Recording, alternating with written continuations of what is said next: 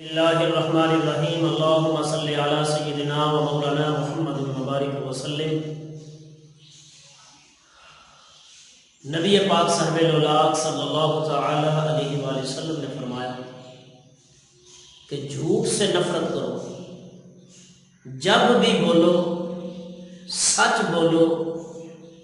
اور جو شخص سچ بولتا ہے سرکار دو عالم صلی اللہ تعالی علیہ وآلہ وسلم کا فرمان مبارک ہے کہ سچ بولنے والا اس پر اللہ کی رحمتیں نازل ہوتی ہیں، اور قرآن مجید فرقان حمید کے اندر بیان فرمایا گیا جھوٹ بولنے والا اس کے متعلق بڑی سخت وعید آئی ہے، لعنت اللہ علی الکاذبین، کہ جھوٹے پر اللہ کی لعنت ہے۔ تو پتہ چلا کہ جھوٹ ایک ایسا کبیرہ گناہ ہے، یعنی حرام ہے،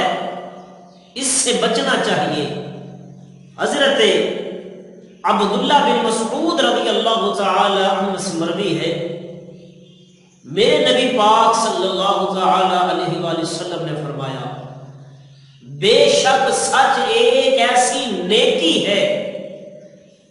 جو جنت کا رستہ دکھاتی ہے، اور سچ بولنے والا اس کو جنت عطا کر دی جائے گی،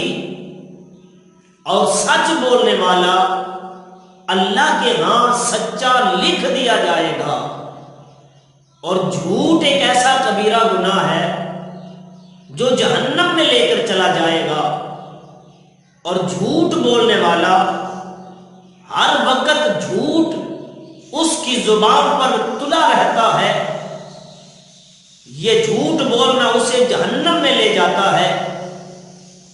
اور وہ شخص اللہ تعالی کے ہاں جھوٹا لکھ دیا جاتا ہے۔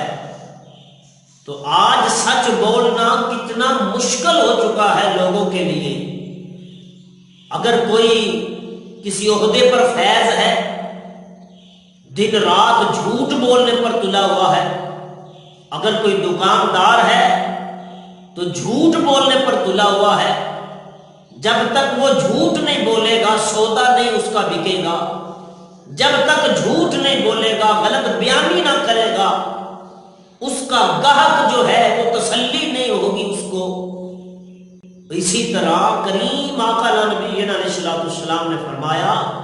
کہ جو مال جھوٹ بول کر غلط بیانی کر کر دیا جاتا ہے،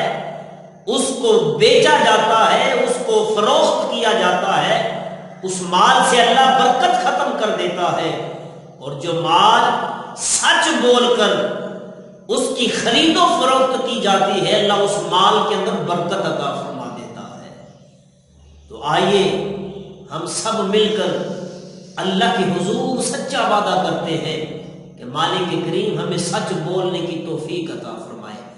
اور سچ کا ساتھ دینے کی اللہ توفیق عطا فرمائے۔ ہماری زبان سے جب بھی کوئی جملہ نکلے، جب بھی کوئی کلمہ نکلے، سچ نکلے اور حق نکلے،